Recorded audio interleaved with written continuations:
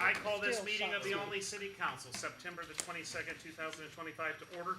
Please rise and say the Pledge of Allegiance and remain standing as the Reverend Tim Loomis says our opening prayer.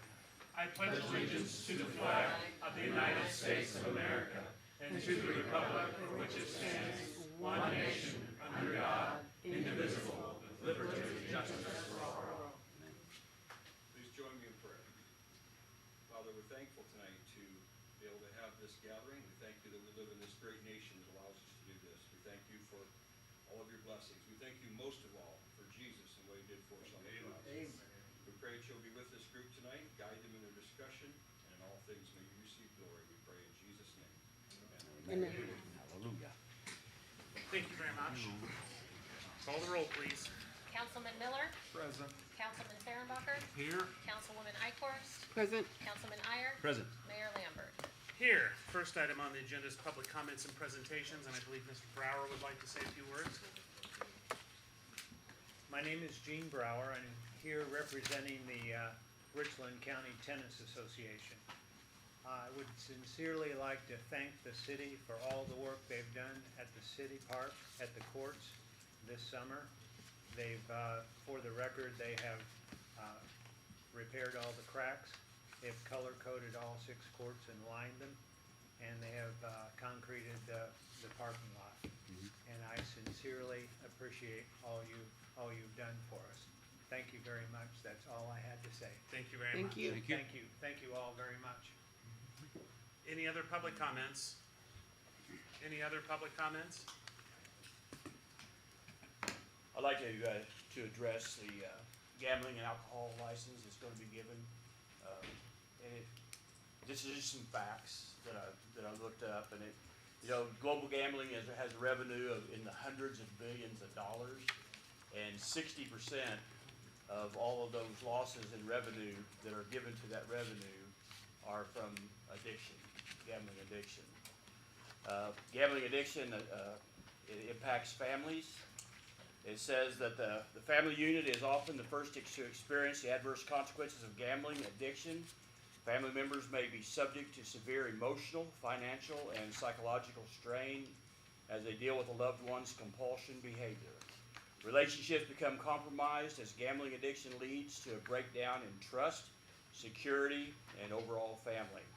It has a consequence to their finances. It says that financial instability is often the most immediate impact of gambling addiction on families. Problem gamblers may accumulate significant debt, borrow money from family members, or even misuse joint accounts to fund their gambling habits. In some cases, gambling is related to debt, and that debt can lead to foreclosure, homelessness, or even bankruptcy for the entire family.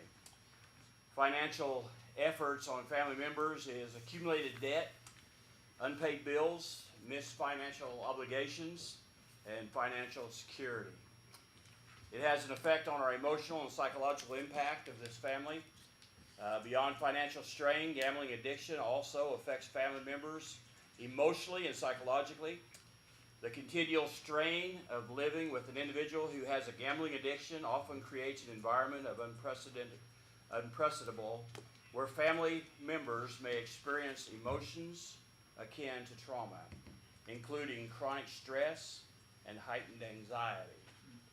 Emotional and psychological impacts are loss of trust, chronic stress and anxiety, social withdrawal and isolation, children's mental health.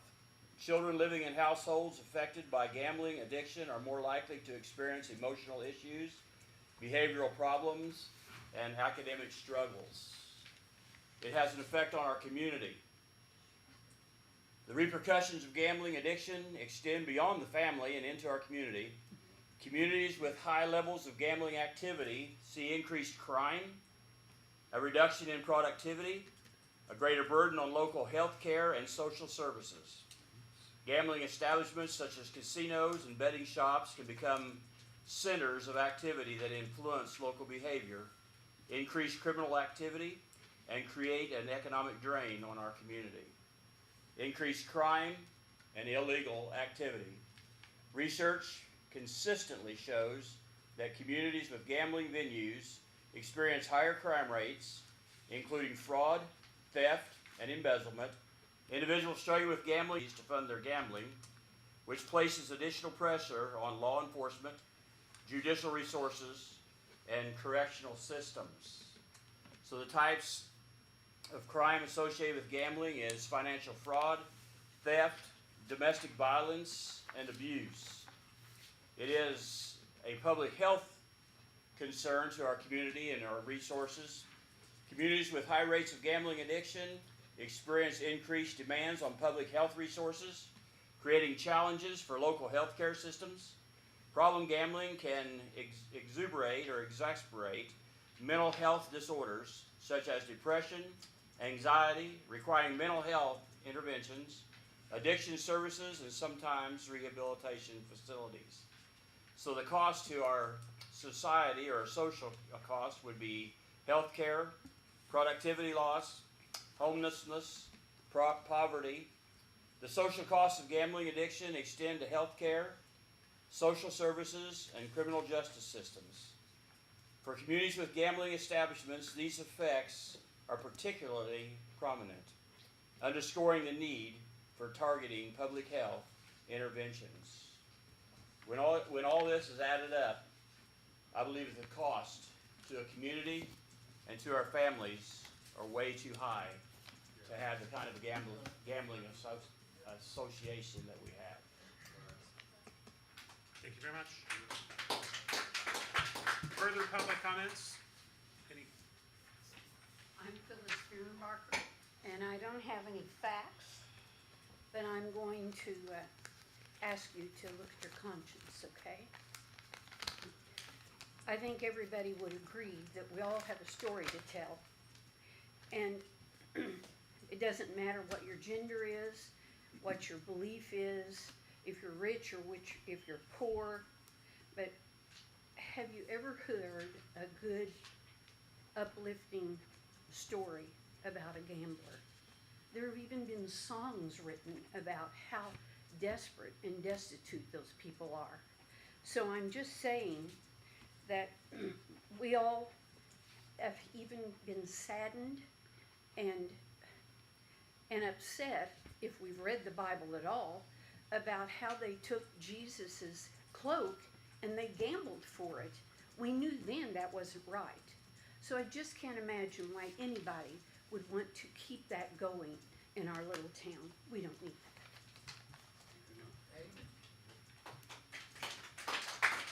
Further public comments? I actually have comments regarding two things. I don't know if I want to address them both now, or can I? Yes. Okay. One is regarding the gambling liquor license change, and I wanted to bring some things to your attention, many of which Mike already did. My name is Don Hood, by the way. I'm the pastor at Only Southern Baptist Church. The WHO, the World Health Organization, we all recognize them as a viable source of information. Their statement is that gambling can threaten health, leading to increased incident of mental illness and suicide, can drive poverty by diverting household spending from essential goods and services. Gambling harms also include relationship breakdown, family violence, financial distress, stigma, income-generating crimes, theft, fraud, neglect of children, erosion of civil institutions via corruption and a corporate political activity. It's also been known to be a common way to launder money through illegal activities. Because of the ease of access to electronic machines, and casino games are often associated with the most risk of harm. The legacy of gambling can harm and endure throughout one's life and are almost always transmitted intergenerationally to the children and grandchildren. Gambling disorders, according to the WHO, and I went ahead and looked this up, the WHO is described along other substance abuse disorders in the DSM-5 and the International Classification of Diseases, the ICD-11, the 11th, so it's listed as a mental disorder and disease. Easy accessibility of gaming products increase the risk of uptake. Opportunities to gamble are often disproportionately located in areas of higher disadvantage. I didn't say that. The WHO has recognized that for years. Gambling pops up where people are most disadvantaged. The DSM-5 classifies it or says that gambling disorder is a persistent, recurring problematic gambling behavior that leads to clinical significant impairment or distress. Again, I didn't say that. That's what the World Health Organization says. There are currently 6 gaming lounges in the Olney city limits. There are at least 4 liquor stores, not to mention numerous lounges and numerous bars. Lottery and small gaming is available in numerous stores, restaurants, and other venues all over the town, all over the city. We formerly, and most of us that have lived a little while, we call this revenue that comes from this, we call it sin tax. It's been called sin tax for years and years and years. Whether you agree with the term or not, that's just what it's called. But for sin tax to be effective long term, it requires a growth in the centers. You have to have more centers to have more sin tax money. If we continue to make this area a haven for addictions, poverty, dysfunctional families, our children will have no option but to leave to raise wholesome families. I doubt that anyone here is wanting that. We'd like our children, our grandchildren, our great-grandchildren to grow up here. According to the WHO, the World Health Organization, population-wide interventions and counter-messaging can help prevent and reduce the harm. If we continue down this road, we'll be sacrificing the future value of the city on the altar of short-term dollar gain. It's time to say no more. We need to stop. Quit biggering it up. Put a stop to it. It may be time to start thinking about our grandchildren and not money. Our children and not the income that we can bring in. And begin to lay a foundation for quality, wholesome lifestyle for them. If not now, when? If not here, then where? And if not us, then who? I want to say to you in this regard, and I'll say it again here in a moment, just because you can do a thing does not mean you should do a thing. Just because it's legal doesn't mean we should run out here and open it up and make it so. That's my comment on the gaming and liquor licensing, and we don't need any more of that. That just needs to stop. And what can we do here? We can put a stop to it. One less is one step in the right direction. I want to bring your attention also regarding cannabis. This is some research that I've done. According to the City of Olney Municipal Code, Section 2.04.020, that's the duty of the council to pass all ordinances needed for the welfare of the city. That's the duty of the council. Welfare. It's a noun. It means the good fortune, health, happiness, and prosperity of a person, group, or organization, ergo the well-being. I would say to you that if we were to define the welfare as it is properly said, we can certainly see where cannabis is not for the welfare of the city and not the well-being of the city. It's for bringing money into the coffers, but heaven help us when we just overlook that. Your job here is to look out for the goods of the city, not for your personal intake, not that anybody's doing that, but not for personal preferences, not for personal ideas, but for the city. What does the city want? I think it became clear at the last meeting, the city does not want this cannabis. They don't want it. And yet now we're going to have a meeting to discuss another way that we might be able to get it in by stretching that limit, that from 500 to 1,000 feet. I'm saying to you, the city doesn't want it. If it's 1,000, 10,000, or 20,000 feet, get it out of here. We don't want it. The City of Olney's drug policy. For the purposes of this policy, I've quoted this off of there, the term drugs shall include but not limited to any non-prescribed controlled substance that employee is not authorized to possess or consume by law. Any substance listed in the Controlled Substances Act 720, ILSC 570 and following, any substance in the Cannabis Control Act. Again, 720 ILSC 550 and following. Drugs or substances may not be listed in the Substance Act or Cannabis Control, but this is from the city's own, what they say is substance abuse. but would have an adverse effect on perception, judgment, memory, or coordination. This city has already said that cannabis has an adverse effect on perception, judgment, memory, and coordination. A non-exhaustive list, and there's a whole list of stuff right in the middle. Cannabis. Right in the middle, cannabis. What does the 720 ILS 551 /1, what does it say? The General Assembly of the State of Illinois has recognized the scientific and medical knowledge concerning the effects of cannabis makes it necessary to acknowledge to us the physical, psychological, sociological damage that is incumbent upon its use. The state said that. I know where we're all going here, so bear with me just a moment. And the use of cannabis occupies the unusual position of being widely used and pervasive among the citizens of Illinois despite its harmful effects. So the state has already said to us, it's harmful, it's not good for us. And he goes on, I won't get into all the gory details here. It is intent of the General Assembly, the interest of health and welfare of the citizens of Illinois, to establish a reasonable penalty system which is responsive to the current state of knowledge concerning cannabis, which directs the greatest efforts of the law to the enforcement of agencies toward the commercial traffickers and large-scale purveyors of cannabis. That's what the state says. We should be looking at the large-scale, if you will, dispensaries. That's what we should be looking at to bring our law enforcement to that end. To this end, this act we're talking about here, provides a wide latitude of sentencing discretion of the courts, establishes penalties in sharply rising progression based upon the amount of substance containing cannabis involved in each case. Simply stated, the state of Illinois says it's dangerous. It's mind-altering.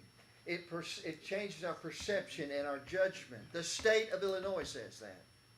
And that they call on us to be wise, basically, about how we go forward. So let me be bold and say this. We, as a city, are saying, yeah, we know it's bad. We know it's not good for us. That the state even acknowledges it. That's okay. We're going to build one over here. We're going to build one over here. Now, think about this. The city says that they don't want their employees using it. I know, on the job, I know that. But they don't want them using it because it messes up their perception and stuff. But that's okay. They can go over there after work and get it. Because we're going to open up the place for that. That is hypocrisy. And the biggest words on that's hypocrisy. For us to say that. And for us to take money and sacrifice it for our children. What are we doing here? What are we doing here? And I will say this, all of us that sit here and say, well, it's legal. What are we doing? Because it's okay to do a thing does not mean we should do a thing. And we have got to put a stop somewhere. Where is it going to stop? The next administration, the administration after that, or the administration that where all of us are gone and then the whole town is to, pun intended, pot? When does it stop? Just because we can't do a thing does not mean we should do a thing. And we need to stand up. Some of us need to stand up on our own 2 feet and stop saying, well, it's legal, so we're going to do it and we can make money off of it. Please, there's other ways to make money. There's many other ways to make money. Thank you. Further public comments? Any further public comments? Christian at the Calvary Baptist Church. almost 25 years ago, my wife and I moved here to take the ministry of Calvary Baptist Church. And much to our surprise, when we got into our Walmart and CVS here, there was no liquor in it, no alcohol. And we were like, man, this is like utopia over here. This is Camelot. And we were so thankful. We've had friends come in and they're like, there's no alcohol in any of your stores. I'm like, that's right. And we want to keep it that way. That's right. In the mid-1900s, a French statesman, and of course all of us know this quote from Alexis de Tocqueville, said, America's great because America's good. Right. When it ceases to be good, it'll cease to be great. And I want to encourage you, we are on the eve of a great revival meeting that took place yesterday in Arizona. And I believe God is doing things in our nation and stirring people's heart here. We had a great crowd at church yesterday. God is moving. And if there ever was a time that we need to back away from these things, the sin tax, poor man's tax, whatever you want to call it, now is the time to do that. I think we need to ride this revival out and keep Olney good. Keep Camelot safe for our children and the future generations to come. And, the Bible is very clear on this. The moral code, of course, is the 10 Commandments, and the 10th commandment itself says, "Thou shalt not covet." And all of this, and gambling, and the alcohol, all that is rooted in coveting, wanting more, and the love of money, and all that. It's all rooted in that. But be careful with this, because the Bible tells us that in Proverbs 23:5 that money can take wings and fly away. And though it may be made, it won't stay very long. Proverbs 13:11 says, "Wealth gotten by vanity shall be diminished." And, gambling, pulling slots and things, it's, like I said, it's a sin tax, poor man's tax. Las Vegas, let's just be real here. Las Vegas don't have some of the nicest hotels in it because people win. They have some of the nicest hotels because people lose. And they lose in great numbers. And this here is not going to be good for Olney. And I think we got some wise people on the council here that can see that. And it is our prayer that you will keep Camelot good. Thank you. Thank you. We'll let you get up here next. You've been trying. Thank you. My name is Rhonda Hemmerich, and I'm glad to be here to address you. I don't live in the city of Olney, but I do live in Richland County, so your decision about the cannabis dispensary does affect my kids, grandkids, and great-grandkids, now and in the future. I know the city needs more money to operate, but so do all the residents in Richland County. Adding cannabis revenue in addition to the cigarettes, alcohol, vaping, slots, lottery tickets is just morally wrong, and you all know it. Richland County does not need one more vice. The city council was elected to make the best financial, the best moral decisions for their constituents.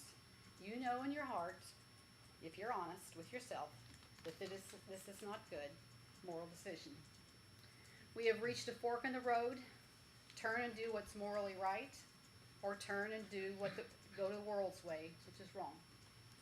If you value dollars over people's lives, you are taking the wrong fork. This is my prayer in Jesus' name.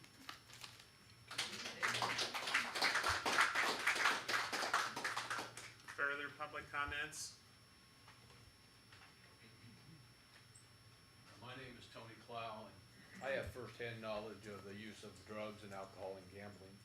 When I was 14, I started drinking, and shortly after that was cannabis, and then shortly after that it was harder drugs, which went on for years, decades.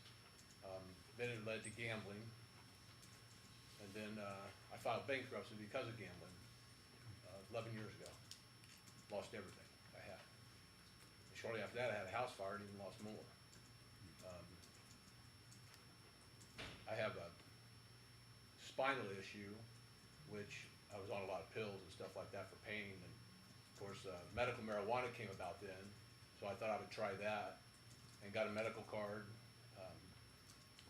On the consumption of medical marijuana, it made me throw up because the THC level or chemicals that were in it were so high that I could not keep it down. So I chose to tear up the card and quit and not do it any further.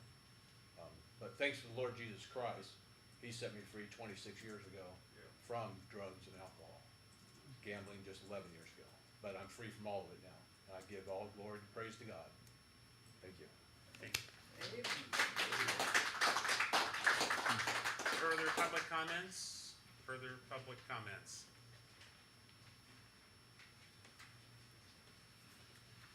I'm Craig Patterson, and I've got some experience with casinos, and one of the saddest things I've ever seen is when you're in a casino at the penny slots, you have all the elderly there pushing the buttons and pulling the levers, and it's their goal to make some money, but there's no way they're going to make money in penny slots. and you can see that they're just wasting their time and their life and whatever small change they've got. So it's very sad to see such a thing. That's all I have to say. Thank you.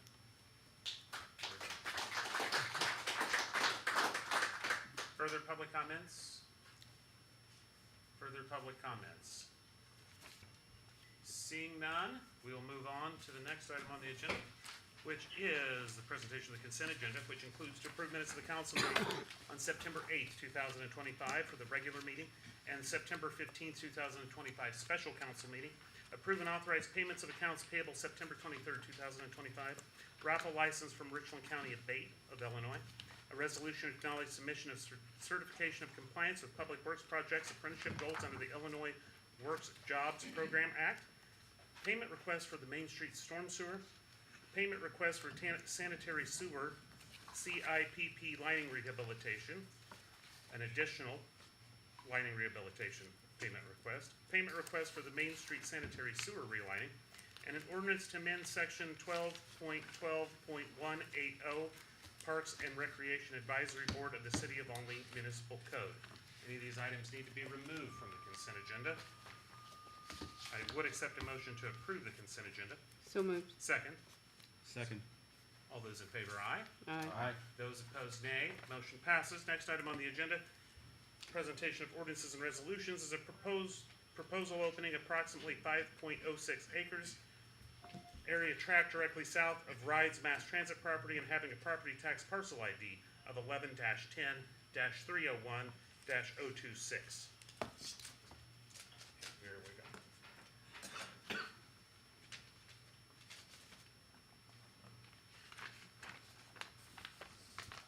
This is from the Illinois Real Estate Company.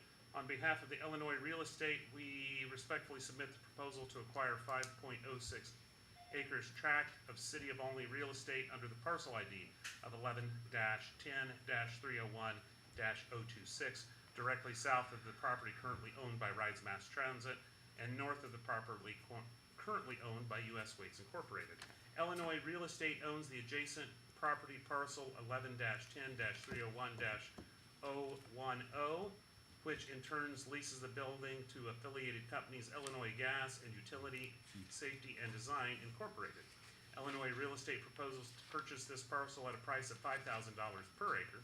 The proposed use of this additional parcel is for the construction of a welding fabrication shop. Limited space on the existing property has constrained operational efficiencies, and acquisition of this tract would allow expansion safely and effectively. These improvements will support ongoing operations and position both Illinois Gas Company and USDI for potential future growth in the Olney area. For decades, Illinois Gas Company has proudly served Olney and the surrounding communities as locally regulated natural gas. USDI, headquartered in Olney, extends its natural gas engineering and construction services across the United States. Collectively, the affiliated companies employ about 100 people. Illinois Gas, IGC Services, and USDI currently employ 43 employees in Olney and remain firmly committed to retaining and growing employment in Olney. Planned use, welding fabrication, timeline of construction. Final construction schedule is to be determined, but our intent is to initiate development within a reasonable period following acquisition of planning and resources allowed. Proposed site design: conceptually, the site will consist of a fabrication shop and storage shed, steel frame, metal siding, and roofing, with a portion of the tract dedicated to a secure yard area. Detailed designs will be prepared in compliance with city regulations. Exterior construction methods or materials anticipated to be durable steel frame with metal siding and roofing consistent with industrial character of the Route 130 Industrial Park. Estimated time and date of completion to be determined based on design and construction schedule. Estimated fair market value upon completion to be determined during project design and appraisal. Estimated date of occupancy and business operations to be determined in coordination with the construction schedule. The property will be put to immediate use for yard operations upon acquisition. Estimated number of full-time employees, IGC Services, Illinois Gas, and USDI currently employ 43 employees in the city of Olney. This project will support retention of existing positions and create the opportunity for additional jobs as we expand operations. We believe this acquisition and proposed development supports the objectives of the City of Olney and the TIF redevelopment plan by promoting business investment, job retention, and productive use of municipal property. The proposed welding fabrication shop will enhance operational efficiency ensure long-term stability, and position Illinois Gas Company and USDI for future growth and only. We appreciate the city's consideration for our proposal and look forward to the opportunity to continue investing in serving the city of Olney. All right, that's number one. Does anybody want to look at this? Pass it around. Number two.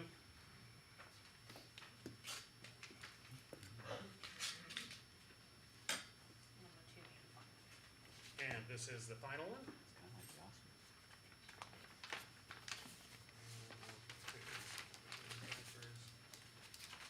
This was submitted on behalf of Ed Lewis Trucking, Plan for Only Location. Ed Lewis Trucking is a family-owned growing logistics company headquartered in Flora, Illinois. We currently own and operate 4 warehouses, 180 tractors, 200 dry van trailers, 3 hopper bottom trailers, and 6 end dump trailers and 6 dump trucks. Our current warehouse in Flora and our truck operation throughout the Midwest and Southeast. We continue to expand our footprint and services offering with our latest acquisition in Montrose, Illinois. We currently park 10 trucks and trailers in Olney on South Whittle. Those drivers are local to Olney. We service some customers in Olney and surrounding areas with those trucks and continue to grow that business. In order to maintain our growth, we will need a larger location to park our trucks and trailers as a base of these drivers and units to work from. Our model for growth has been to establish a satellite yard within our service area to support home daily driver positions and support the local community. When we then expand services based on our customer needs, this allows us flexibility and act quickly when the opportunities arise. We are proposing that the city sell us parcel 11-10-301-026, which is 6 acres in the southwest corner of the West Industrial Park for an amount of $5,000. We would develop the 6 acres into a satellite yard. This would include building an access road and the easement from Miller Drive. We would ask for this property to be included in the TIF district. Owning, operating, and maintaining a location only will give us the base for continued growth and flexibility to explore more opportunities. Initially, we would be investing in the development of the location, increasing local fuel purchases, and improved access for the current employees. While reviewing this location, we learned that Illinois Gas would like to see an access road to access the rear of their current property from the west. We understand the parcel just to the north of the parcel we propose to develop is owned by someone, but no development has been done or planned. They would also be able to use the access road if and when they develop the property. Our model for growth has been to establish a satellite yard within our service area to support home expand services. This allows us to maintain so that we look forward to partnering with the city and continuing our growth and involvement in the community we live and work in. Please accept our bid for $5,000 for the city parcel 11-10-301-026, which is 6 acres in the southwest corner of the West Industrial Park. We have enclosed our plan and draft entrance for the property, and there that is. So, anybody want to look at this? Bryce, would you pass that one down?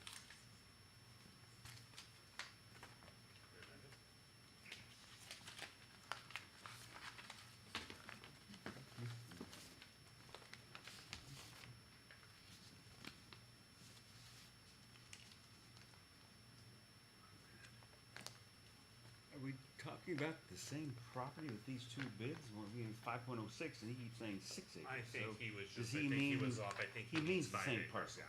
correct? Yeah, I believe so, yeah. It's got the same parcel number. Yep.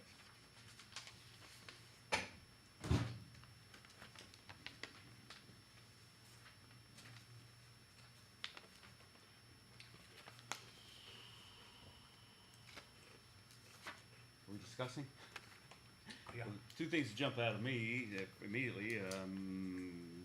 Illinois Real Estate is offering us basically 5 times the amount for the property, and it would benefit an existing business in town, Illinois Gas Company.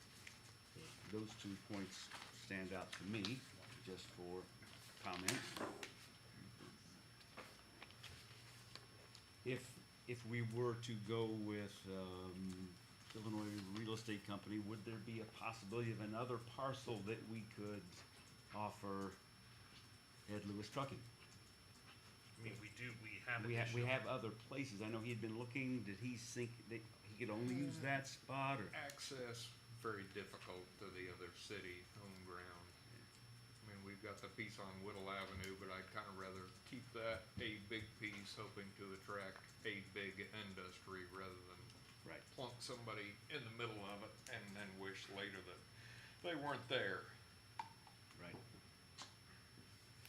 I'm in favor of going ahead and selling it to ELT, cause they do have a distinct pattern of entering a community, building a truck yard, and then before you know it, they're building or purchasing warehouses and hiring warehouse workers, so.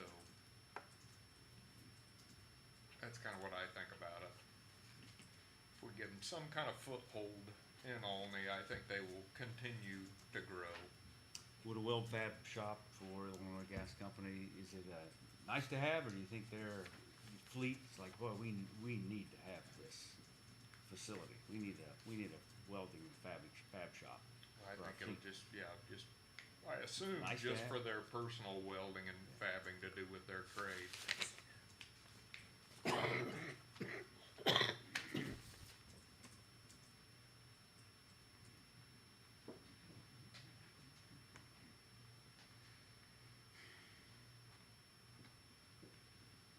Based on what I've seen in every city that ELT has went into, I anticipate further expansion by them.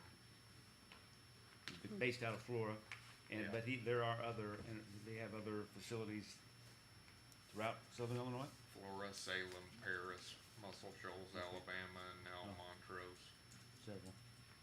I hate to miss the boat on such a rapidly growing company. Like they built a small shed in Florida for a yard with gas tanks sitting at it is how they started in Florida, and now they either own 3 or 4 warehouses in Florida. I can't commit to which. And did Ed state how many employees he thought he would, jobs he would provide? I did not see He did that not. number. And Illinois Gas Company just basically says with the expansion, there's a possibility of the jobs. Right. But with Ed Lewis Trucking ELT, there's gonna have to be certainly a minimum number of people here. Or is it just gonna be a parking facility only? And it'll be a tremendous amount of fuel tax per week. Tremendous. That, and you'll have more local drivers stationed right here in town, Benefit. permanent, well, not permanent, but continuing fuel consumption, parts from our mechanic shop and parts stores. So can we assume that the second bid from Ed Lewis Trucking is from Ed Lewis? He wrote this request? It's from their corporate Corporate office. people, yeah. And with Illinois Real Estate Company, are they writing it for Illinois Gas Company? So who wrote it for Illinois Gas? I mean, that'd be. It was signed by Hillary Stieber. Who is the Treasurer of the Illinois Real Estate Company. She Illinois works Real down Estate there. Company, and not necessarily Illinois Gas Company directly. Well, and it Okay. did sound like that the Lewises were more than happy to work with Illinois Gas for that addition. I mean, it does look like they have a significant amount of property to the south of on their own property, but perhaps it's not easily accessible at the moment. That is correct. They were in discussions for access for Illinois Gas from the west off the proposed ELT access road. Is that something we can assume safely, or should that be verified? Pretty safely. Well, I mean, they said it in the, Okay. Yeah, it was in their proposal, so Okay. I've heard pretty enough. safe bet. Questions, comments, motion? I'd make a motion to accept the ELT's bid. Motion on I'll the floor. second. Motion made and seconded on the floor to accept the ELT bid of $5,000. Is there any further discussion? Any further discussion? Seeing none, we'll proceed to vote. All those in favor, aye. Aye. Those opposed, nay. Motion passes. Next item on the agenda is possible ordinance authorized conveyance of public real estate owned by the City of Olney, approximately 5.06 acre tract directly south of Wright's Mass Transit property, and having property tax parcel ID number 11-10-301-026. Mr. Parker. We just took care of that bid. Very good. Next item on the agenda is a request for a Class the liquor license for Kickin' 66 Liquor and More Corporation, doing business as Pepper's Gaming Parlor. Is anyone here from, yeah, if you'd like to, yeah, if you would.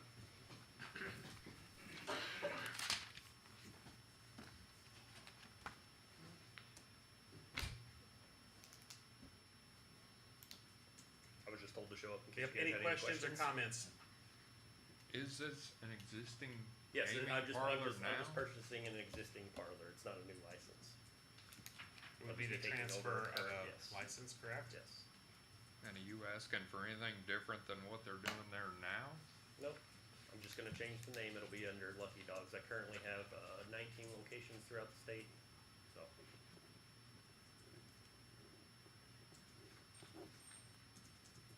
I don't want you to take this personally, Mr. Rowell, this isn't about you. Since 2013, the city of Olney has gone from 6 locations that had gambling to over 20. We had 32 machines, and now we have over 109. When we look at the amount of taxes coming from state going to state and local taxes taken after the revenue, at that time, it was $235,000. And today, it is $1.82 million that is being hemorrhaged from this community. I do not support either expansion or a transfer of this.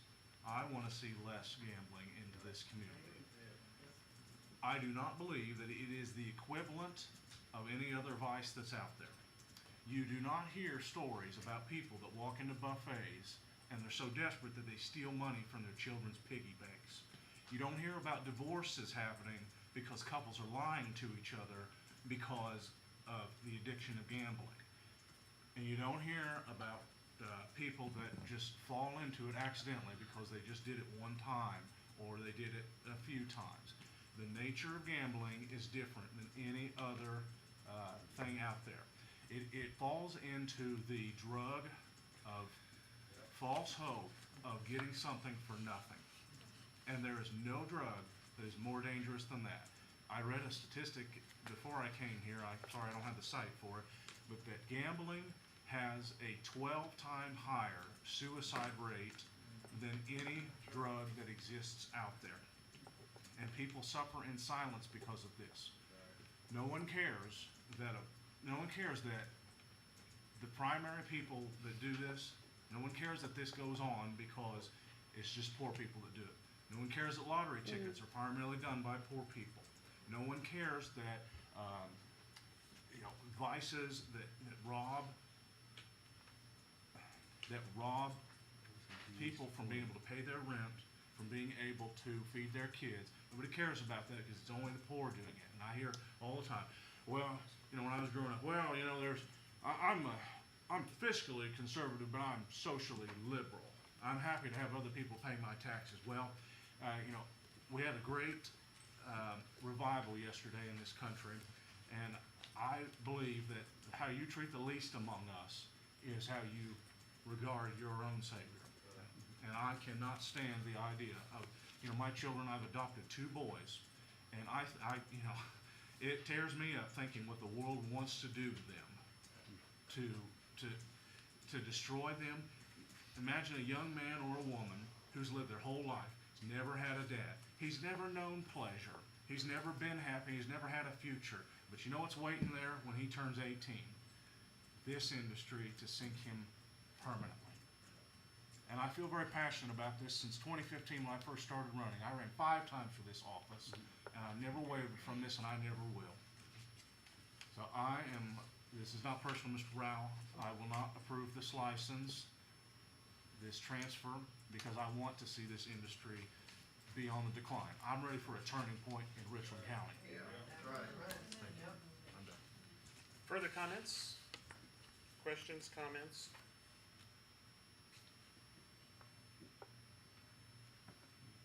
Roll call. Yeah, after we make sure that nobody else wants to speak. Is there a motion on the floor? I would make the motion to deny this request. Motion to deny. Is there a second? Second. Motion made and seconded. Call the roll, please. Councilwoman Ikorst? Nay. Denied. Councilman Iyer? Yes. Mayor Lambert? No. Councilman Miller? No. Councilman Farrenbacher? Yes. Motion fails for lack of a majority. Discussion or motion? So what happens to this place if you don't take ownership? They just keep rolling? I do, I mean, yeah, I do believe so, yeah. They would still occupy the, unit under the current lease.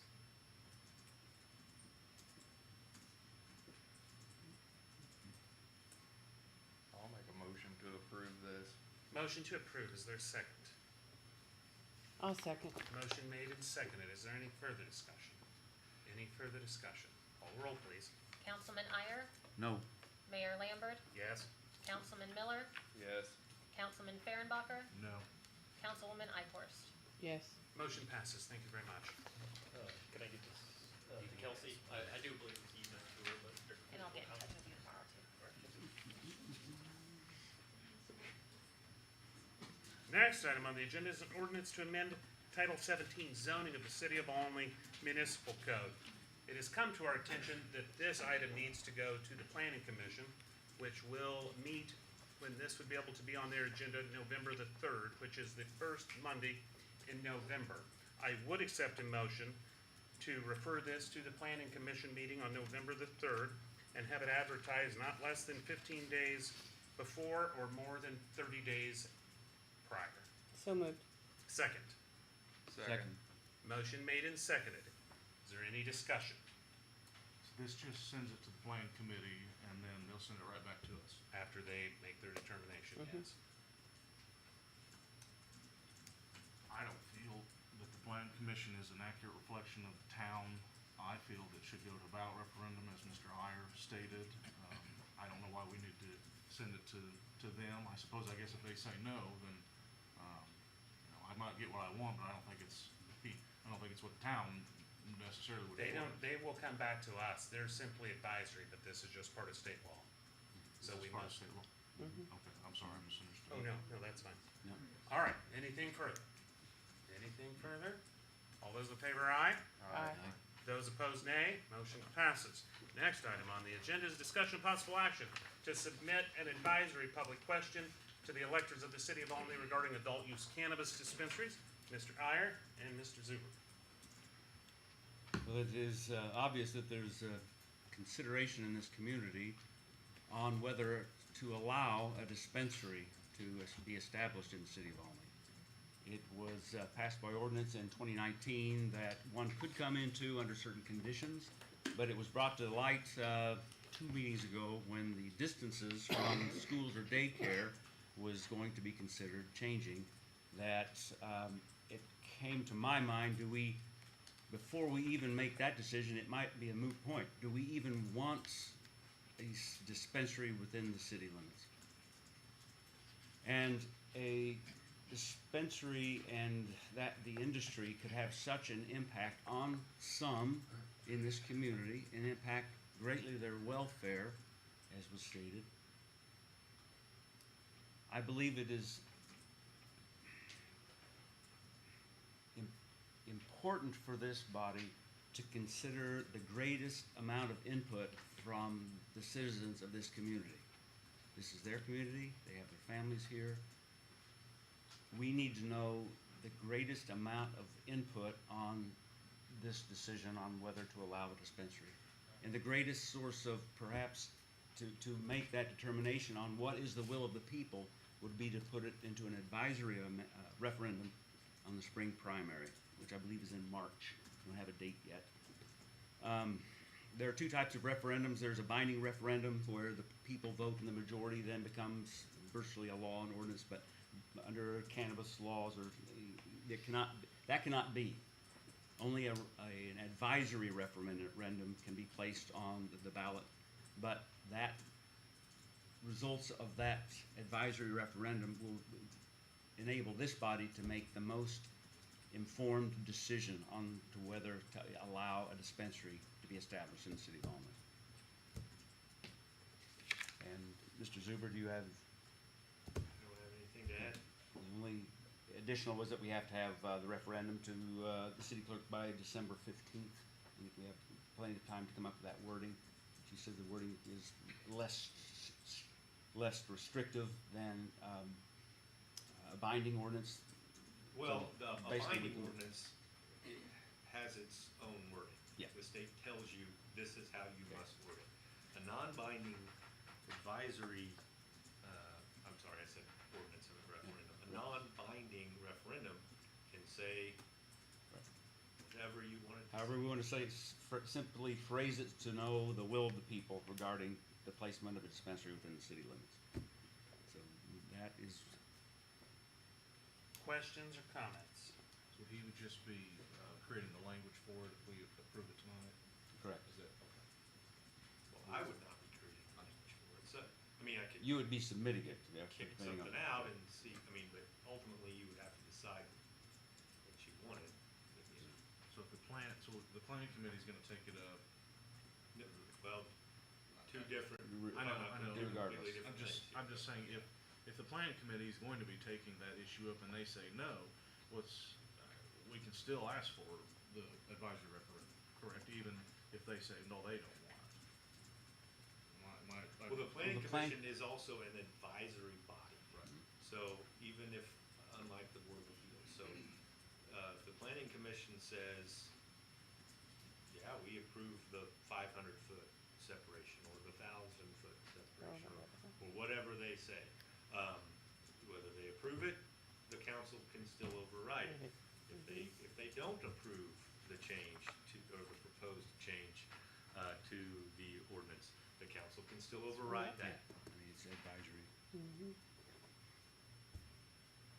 Would you be more comfortable with a wording of the referendum this evening?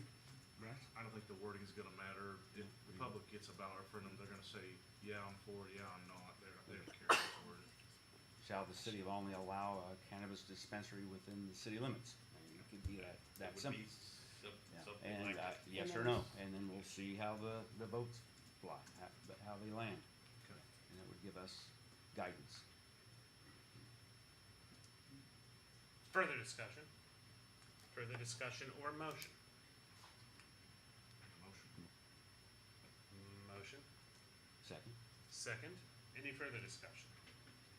Any further discussion? The motion that is on the floor would be to pose a question to the electors of the city of Olney.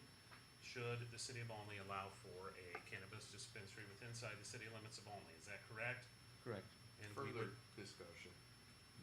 Wouldn't it be better if it was in November than in spring? Nobody shows up to vote in spring. I don't necessarily believe that's an accurate snapshot of the public opinion on that, as we previously discussed. I just don't But think it it is, is- Jack. I really don't. It is 7 months further down the road for this issue. And as I don't know if there would be a caveat along with this motion, because as it is written now, even before it goes to the plan commission, one can come in now within 500 feet. Because that's, No. or within 1,500 feet, because that's the wording right now. So the longer that delays, the longer an opportunity, and without a caveat to this motion, a dispensary could come in. And because the issue is obviously sensitive, I would like it done as made, the decision for this body to be made as soon as possible, with input from the electing public. I just don't know how accurate the representation of the vote will be in the spring as opposed to in a general election where there's gonna be a huge turnout. I have a believe feeling with- that this with- will with the bring out a sensitive huge issue, turnout. I don't know. I really don't. I only, You could make the case that we should wait 4 years, cause your presidential elections are 80% turnout, but we have to, when do we wanna do this? you are correct, Mac. Generally, the primary election has higher turnout, but if there's a sensitive issue, it will bring forth people with an opinion. Right, yeah. And we just get, There's we no just way- make and educate. no way We to know. educate. This is coming up. And for or against, come vote. It is your democratic civil duty to come and vote on an issue that will impact your life. And I believe the turnout will be significant. Make a motion. It's an important issue. further questions, further comments?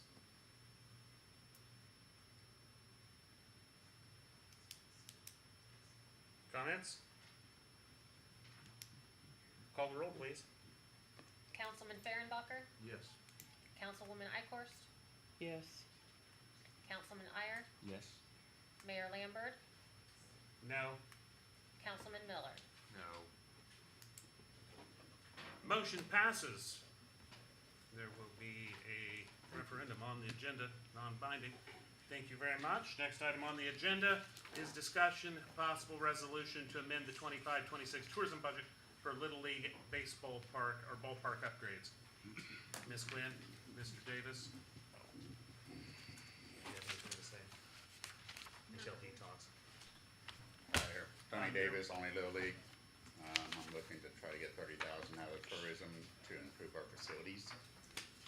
I've already raised another 10,000 on top of that, and Little League has about 10,000 they can throw into the budget too. So we're looking to put about $50,000 into the fields. I did give you guys a budget of what we're needing to do. This is just what I can put it together in the last couple of days. There's certainly more stuff on top of this, and it won't cover it all, but we'll try to get much covered as possible and continue to improve our facilities.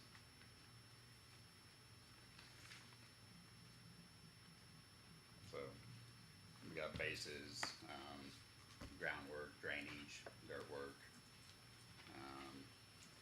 pitching areas, stuff of that nature. So, and I see that some of these items that you would be purchasing will lower the overall, amount required from the city to do maintenance out there? Blowers, pressure washers, things like that, Well, this- that you guys would do for Yeah, yourself? Yeah, and a lot of it is done by ourselves. We put everything that we make back into the fields. There is no administration fees or anything. We do all the work, we do all the labor, and we always try to improve our facilities.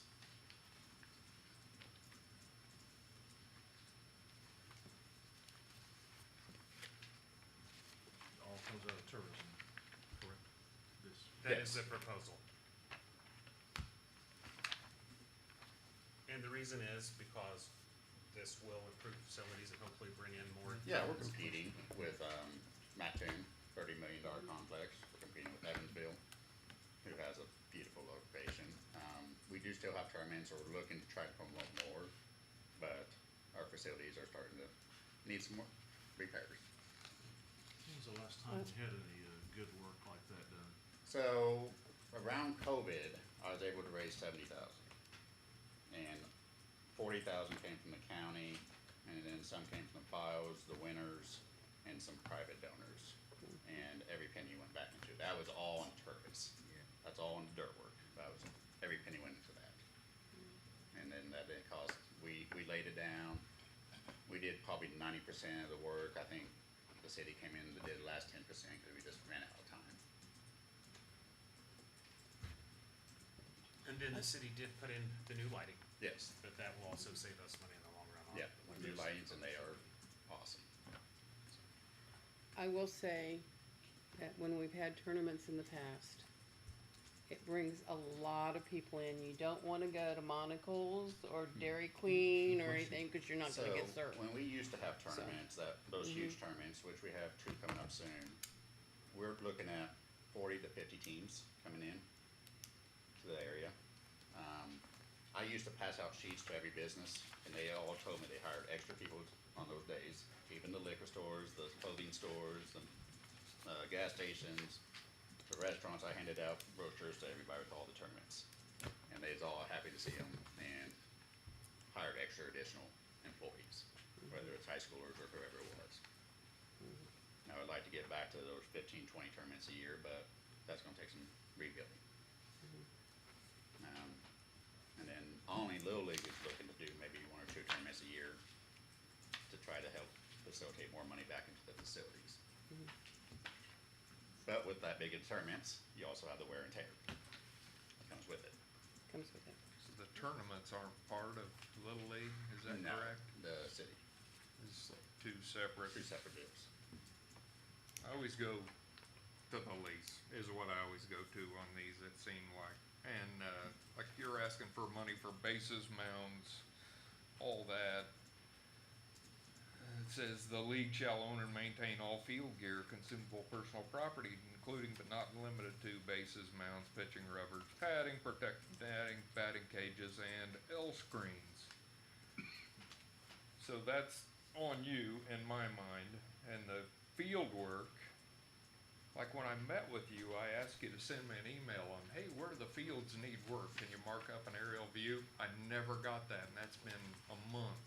So I circle back to the lease, and it says the city will provide mowing and field surface maintenance. So if there are field surface issues, you need to be telling me, whoever, hey, there's a field surface issue, it's right here, look at this. I will go out there, meet with the park supervisor and say, look at this, you need to fix this. I don't need to give you money to do what I'm supposed to be doing through the park department, is where I'm at, Tony. That's just where I'm Hey, at. I respect that. So what kind of field surface work needs to be done? Our bases are tearing out. That's the biggest cost, or especially home plate, it's starting to fall apart. Part of maintaining home plate is you gotta try to water it, cover it every day. That's not being done. So they're starting to tear out. We're cutting lips now, the base, like I said, the bases are falling apart. We're resurfacing, we've been working on that for this whole summer, is what we've been doing after the league was over. We've redone batting cages, we're adding lime, and redoing them completely so they drain properly. It's just never ending out there. Anything outside wears out. Everything wears out, yeah. And like I said, we don't have a whole lot of money. We lost money the last 2 years. We are raising our fees this year to try to correct some of that. We lost 10,000 last 2 years. So we had enough money to cover that, but now it's time to raise fees. So we already published that, and we're just trying to maintain stuff. Now, over the future years, we're hoping to put more back to do maintenance of this nature. Will you send me an email or meet with me out there? I'd love to meet with you. I'm not great with emails, so just meet would be perfect. Okay, I'll make a motion to table until I meet with Tony at the ballpark. Motion to table, is there a second? Second. Motion made and seconded, any further discussion? Further discussion? Seeing none, we'll proceed to vote. All those in favor, aye? Aye. Aye. Those opposed, nay. Motion passes. Get back to this. Sounds good. You got my phone number, shoot me a text, I'll meet you out there whenever you want. Sounds good. Yeah, Matt, let me know. Yep. I'm your go-to. Okay, very good. Next item on the agenda is a resolution to approve a municipal contribution and sponsorship application program. Mr. Miller. Sorry. What you see in front of you is, I don't know, to me, it just kind of makes common sense. It's checks and balances on donations by the city to nonprofits. We have people come in here and ask us for money. We have zero idea what their financial situation is, where their money's coming from, how much they have, what are they spending. If I walk in Trust Bank tomorrow and ask to borrow money, I am going to be under a microscope to get it. And I just don't think we're being responsible when somebody comes in here and asks us for money and we have little to no information and we just make a haphazard decision. Or a decision based on the extremely Immediate, but limited information we have. Oh, okay, I'll allow that. Yeah. We do have some consideration. Thank you, Your Honor. Okay. Now, this is distinct from tourism grant. I mean, this is a separate pot, right? Or is this gonna be in addition to the tourism grants, or do you wanna roll this kind of all into the tourism grant No, I'm not. situation? So this would be separate. This is if you're asking for the city for $1,001. Yeah. But if somebody comes in, say for a concert, we can say, hey, it's gonna bring in tourism, so we can use Yeah, tourism. and then we give to the after prom. What Yeah. else do we give to Miss Gwen? CEO gets 1,000, CEO gets 1,000. Yeah. Those are Yeah. the big ones like that. Do we, and we don't necessarily budget for that. We have this, does that come out of contingency think sometime, the those $50,000 are recurring. contingency fund sometimes? budget And it's for I never think been- some of those things are recurring, though, like Yes. after prom Yeah. and And RCDC or chamber. things that happen every year. But I'm in agreement with Councilman Miller that I would like to see more of a line item Yeah. detail of, you know, one, their finances, their financial statement, and then two, what the funds will be spent for. Yeah, You know, I- and itemized, you know, rather than, we're gonna use this for this. It's like, At the cool. end of the day, I feel like anyone who is asking the city for $1,001 or more dollars, we need to see their books and we need to know exactly where it's gonna go. Otherwise, we're just not being good stewards of money. We're just not. I agree. So that's my. The not to exceed portion we've left blank, because, and that varies so greatly. Often it's a few thousand, often. Right. But for like the solar, didn't we donate 20 or it was higher than that? It was, It's 40, I it think. was 40. See, so there's some things it's like, wow, would completely blow any number we put here not to exceed. In general, I mean, there's going to become the occasional event that would just completely exceed what we say is the limit. Right. Well, So do we just want to leave that, I mean, that but that's open? always at the discretion of the council. Yeah, anyway, so do we even Yeah. need to have that wording? It's at our discretion. Yeah, I mean, it's a minor issue, but it's one Right. less thing to consider. You know, I have to come back and amend, because the way we have to make a change because it exceeds our maximum amount. It just comes up often that we're often asked to exceed. If we put a number, Did they we're put often a- asked to exceed that. I'm not seeing any. Yeah, at the very bottom. Bottom, second Oh, page, wow. second page. Oh, that was not really, I must have missed that in the proofreading process.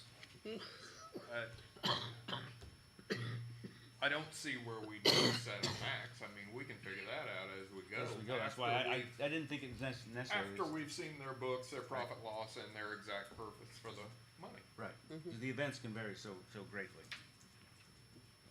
Probably not going to have to worry about another eclipse in our Well, that was probably a I lifetime didn't event. hear what you said. So we won't have to worry about another eclipse in our I think, lifetime. I think the yeah, next one's 600 years from now. it's quite a while for us. I don't know, to me, this is just basically common sense, just good old fashioned. Where did you pull this from? Is this a cut and paste from Robinson or Fuller or What Salem? page are you looking at, Councilman? That? The charitable, that? yeah, I mean, any of this, did you That is a did you craft state- this? That is a state of Illinois form that I made edits to make it look like Olney. I know enough about computers to be dangerous, but I did pull that off. So now then, the one thing that I will say about this, the only question I have is about a third-party audit. Those are not cheap, and if you're spending over $1,000 that you're going to get for us, it's probably going to cost more than $1,000 to have a third-party audit done. So I think we are putting maybe some hoops in there that are going to be unattainable for some folks. For instance, when was the last time RCDC had a third-party audit done? I Never. cannot recall one either. But if the enterprise has not ever had they don't have a third party out, then they have nothing to submit. But We're not it's requiring that. required though, right? It just says, no, submit a copy of the I had it in most there recent as a- third party. Well, completed at some point within 1 year of the application date. The organization must have such a audit completed. That is I mean- correct. So, and it is costly. Yeah. Well, Can Jane, we just- for instance, what do you think it would cost, let's say, for the only festival group that did the Bluegrass Festival? If they had an audit done by Kemper, I mean, that would probably cost every bit of $1,000, would it at least? Oh, at least, Yeah. probably. What was the answer to that? At least 1,000. I mean, and that's a small organization. I think the larger it becomes, that larger that burden will become upon the folks that are asking for it, which I would assume they wouldn't be asking for money if they didn't necessarily need it. I mean, We back hope when not. we did the OSLAD grant and they had to review just the invoices that I sent in, and I had it all there, I mean, it was $2,500 for that. So that could be That prohibitive. prohibitive. I'd be okay without. All right, I Can you take that, Striking that language. Strike third-party audit? Mm-hmm.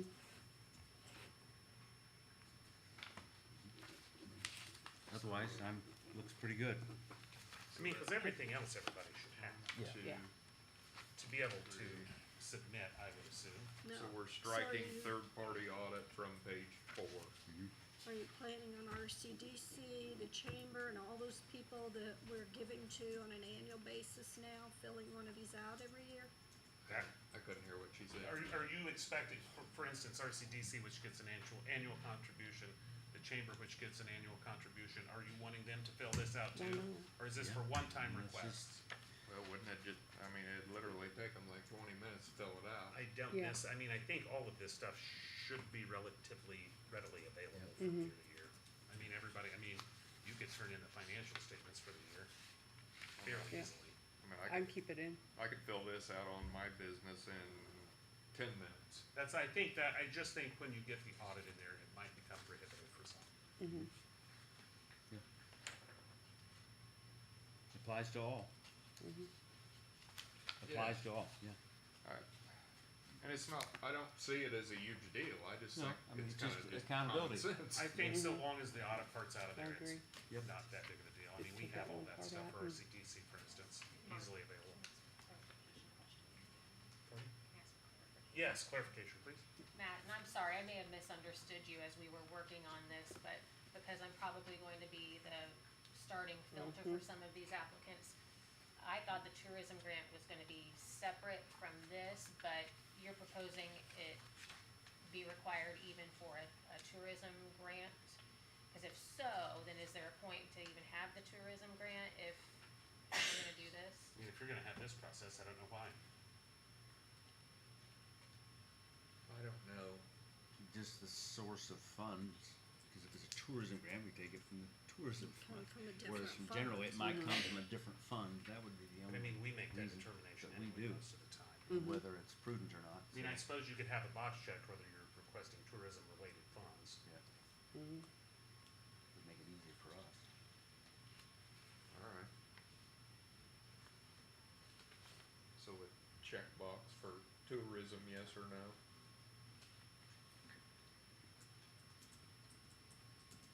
What would make it easier for you, Jane, if we rolled tourism into just this new form?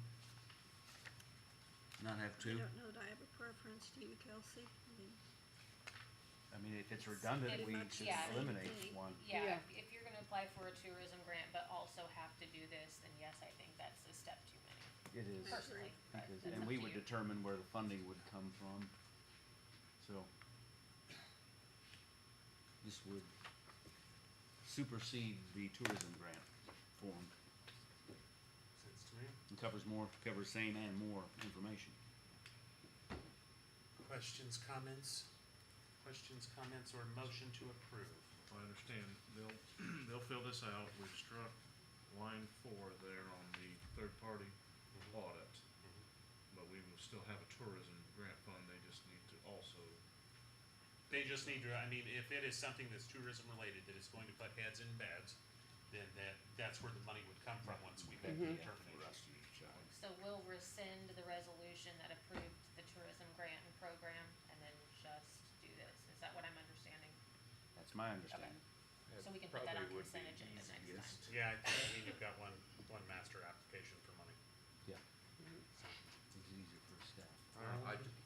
At the end of the day, when I make a decision, I wanna have the most possible information that I can have, is what it is. Mm-hmm. All right, Thank you. motion to Motion to approve. approve with the suggested strike. Motion, is there a second? I'll second. Motion made and seconded. Is there any further discussion? Any further discussion? Seeing none, we'll proceed to vote. All those in favor, aye? Aye. Those opposed, nay. Motion passes. Next item on the agenda is an ordinance to authorize the disposal of personal property owned by the city of Olney. Decommissioned HVAC system for Something City easy Hall. now. Mr. Barker. This is the old, HVAC system that was in our kitchen area that, got replaced about 2 weeks ago. Dan's Electric from Noble replaced, put the new one in. They're willing to take the old one out as well, dispose of it. We just did not have it, in the bid for them to remove it, so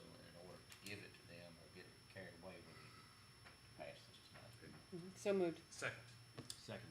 Motion made and seconded. All those in favor, aye. Aye. Those opposed, nay. Motion passes. Next item on the agenda is a resolution to authorize execution of an engineering services agreement between the City of Almaty and Charleston Engineering Incorporated for the North Avenue Reconstruction Project. I've looked at their blueprints on it. They're always extremely detailed. This one is no different. I would make a motion to approve. Second. Motion made and seconded. Any further discussion? Further discussion? Seeing none, we'll proceed to vote. All those in favor, aye. Aye. Those opposed, nay. Motion passes. Next item on the agenda is a resolution to accept bids for furnishing materials for the Eastgate I know. subdivision. Oh, hiding. Mr. Bridges. Nick of time. We opened bids for some work on the Eastgate subdivision storm sewers. There were two divisions. Division A was piping, Division B was precast concrete. There were two bidders on Division A, but only one bidder bid on all the items. So there's really only one choice there, that's Utility Supply Company. And their bid was $27,514.04. Division B, there was only one bidder, Conan Concrete Products, $34,711. These bids were only for the delivery of materials. Tyler will be doing all the installation. All the labor. I believe the resolution, we got a typo. There isn't, Yeah, I emailed. Okay, gotcha. Okay. we don't wanna hold Very them good. to 300,000. It's a lot of storm sewer. Questions, comments, or motion to approve? I have a question. Are we then later gonna have a item saying, yes, go ahead and make the purchase on a future agenda after we approve the bid? It seems like we always, Once the bid's approved, then it'll come in through billing and it'll be on the consent agenda at a future meeting. okay, all right. This basically is approving. I just kinda wondered, we could get them rolling a little bit and say, yes, obviously the bid is approved and the purchase is approved, so we don't have to revisit this and burn 2, 3 weeks, I mean, I whatever think it they is. don't, I mean, they'll send us the bill when they're ready and then we'll just. Okay, all right. Once you When we approve it, accept the they'll bids, start ordering it. That's Yeah. It moves. authorizing as far as we're on our end of it to go forward. Then we're, Yeah, done this deal. starts All the right. ball Okay. rolling. When do you anticipate the work being started? Well, Do we have a some of motion? these things, the precast concrete could take a few weeks to get, 6, 7 weeks, so it's gonna be a couple months. Do you think he'd get rolling on the PVC, or does the precast concrete have to be installed Really before need the precast PVC? concrete. All right, cause that's all your manholes and all that, catch basins, et cetera. Okay, I'll make the motion. Motion, second. second. Motion made and seconded. Any further discussion? Further discussion. Seeing none, we'll proceed to vote. All those in favor, aye. Aye. Those opposed, nay. Motion passes. Thank you very much. Next item on the agenda is a resolution to accept quote for a 2024 Ford Explorer Police all-wheel drive for the police department. Waive formal bidding procedure. Mr. Parker. With the assistance of Councilman Miller, him and the chief, Bloomer, were able to locate a unit for the police department. It's a few-year-old unit, was it 11,000 miles, Matt, something like that, low mileage. Yeah. It's $37,000, which is well within our Almost budget. behind the, And we will purchase that for our investigator, Tony's last name, Roach. Roach, I'm sorry, I can't remember, I can't remember. Questions, comments, motion to approve. motion. Second. Second. Motion made and seconded. Any further discussion? Further discussion. Seeing none, we'll proceed to vote. All those in favor, aye. Aye. Those opposed, nay. Motion passes. Next item on the agenda, reports from elected and appointed officials. Status report, Mr. Parker. I have nothing additional, be glad to answer any questions. Any questions for the city manager? Questions? Seeing none, our CDC report. Nothing there. Chamber of Commerce report. We are gearing up for October and going to be a lot of different events with Halloween parade and just, And the market down is gonna be on the Friday. 4th of October. mm-hmm, And then Ladies Night's coming up in November. Yep. November Ladies Night. yep. Tickets are already fastly being purchased, so better call the chamber if you wanna go, Okay, very good. quickly. Nothing on the tourism board report? No need for closed session. I don't want a ticket yet. No. I buy it, but then I work it. You know, it's- All right. one of those things. Next item on the agenda, approved minutes of the closed session on September 8th, regular, and September 15th, special council meeting. Is there a motion? Motion. Second? Second. Motion made and second. Any further discussion? Seeing none, we'll proceed to vote. All those in favor, aye? Aye. Those opposed, nay. Motion passes. Next item on the agenda, possible ordinance amendment to the crop share farm lease with John and Natasha Benton. Ms. Quinn, Mr. Zuber. Yes, I had submitted a draft of the amendment last week, and I put in the email that had not been reviewed by the Bentons. They reviewed it, it still did not really suit how canola is sold. So there is no market price at this point in Albany, Illinois.